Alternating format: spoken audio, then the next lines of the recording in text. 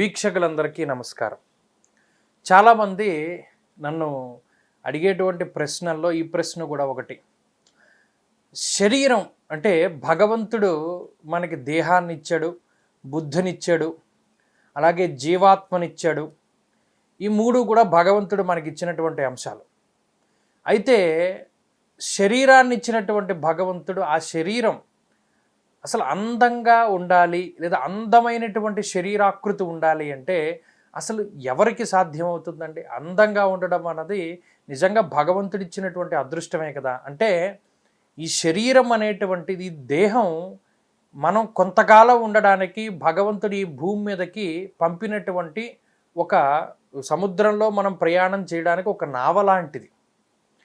చాలామంది ఏంటంటే సరే ఈ మధ్యన మేము చాలా అందంగా ఉండాలి, లేకపోతే అందంగా లేకపోవడం వల్ల ఆత్మవిశ్వాసం లోపిస్తోంది, లేదా ఎంత అందంగా మనం ఉండాలి అని ప్రయత్నం చేసినా ఒళ్ళు వచ్చేస్తున్నాము, ముడతలు పడిపోతుంది, లేదా మన జుట్టు రాలిపోతుంది, లేదా స్కిన్కి సంబంధించిన ప్రాబ్లమ్స్ వస్తున్నాయి, లేదా బట్టతలు వస్తుంది, తెల్లబడిపోతుంది జుట్టు, అసలు ఎంత చేసినా ముఖం మీద మడతలు వచ్చేయడము, లేదా కళ్ళ కింద నలుపు అయిపోవడము, ఇలా అందవిహీనంగానే ఉంటున్నాం కానీ అసలు అందంగా మారడం లేదు ఎంత ప్రయత్నం చేసినా.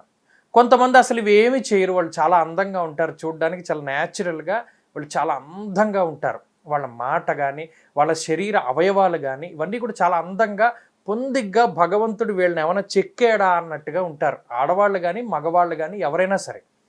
సరే అసలు వాళ్ళు అందంగా ఉండడానికి కారణం ఏంటి, మేము అందవిహీనంగా ఉండడానికి కారణం ఏంటి, జ్యోతిషపరంగా దీనికి ఏమైనా సంబంధం ఉంటుందా అని చాలామంది నన్ను అడగడం జరిగింది.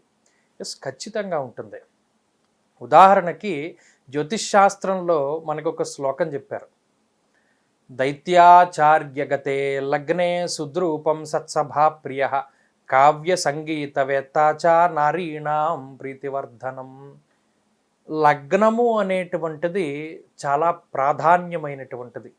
ఎవని యొక్క లగ్నము, లగ్నాధిపతి, లగ్నమందు ఉండేటువంటి గ్రహాలు, ఆత్మకారకుడు, వీరందరూ కూడా బాగుంటారో, ఎవరైతే బాగుంటారో వీళ్ళు చాలా అందంగా ఉంటారు.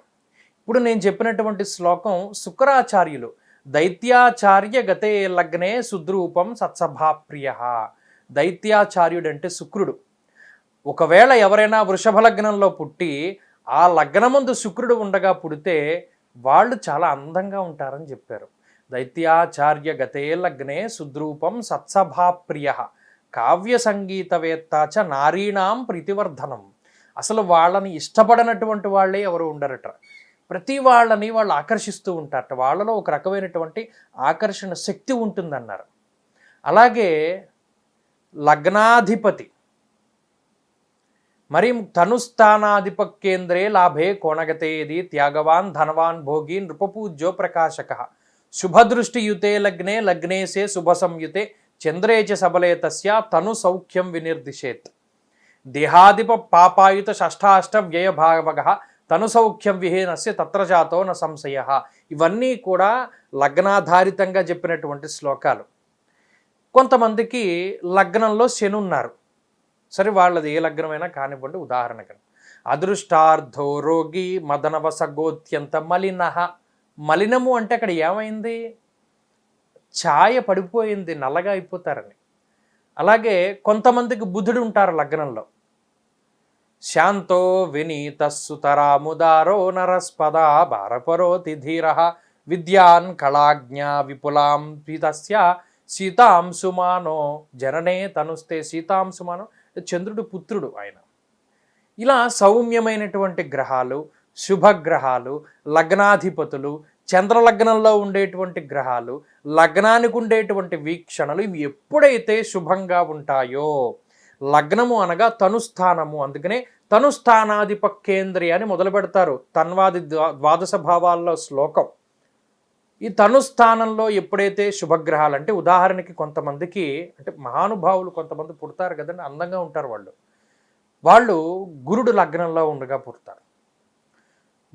ఉదాహరణకి తులా లగ్నంలో గురుడు ఉన్నారు. ఎవరికి? మనందరికీ తెలిసినటువంటి విశ్వవిఖ్యాత నట సార్వభౌముడికి. బృహస్పతి స్థితే లగ్నే దివ్యదేహో సుభాషిత గురుత్వం జాయతే ధీమాన్ గుణద్రవ్య సమన్విత. చక్కగా సరిపోతుంది శ్లోకం, ఆ ఫలితాలు కూడా చక్కగా సరిపోతాయి. ఇలా అందంగా ఉండేటువంటి వారికి, మృదు భాషణ చేసేటువంటి వారికి, అలాగే కొంతమంది లావుగా ఉన్న చాలా అందంగా ఉంటారు, వాళ్ళ కనుముక్కు తీర్లు ఇవి చాలా బాగుంటాయి. వీటన్నిటికీ కూడా జ్యోతిష్ శాస్త్రమందు ప్రతి దానికి కూడా చెప్పడం జరిగింది.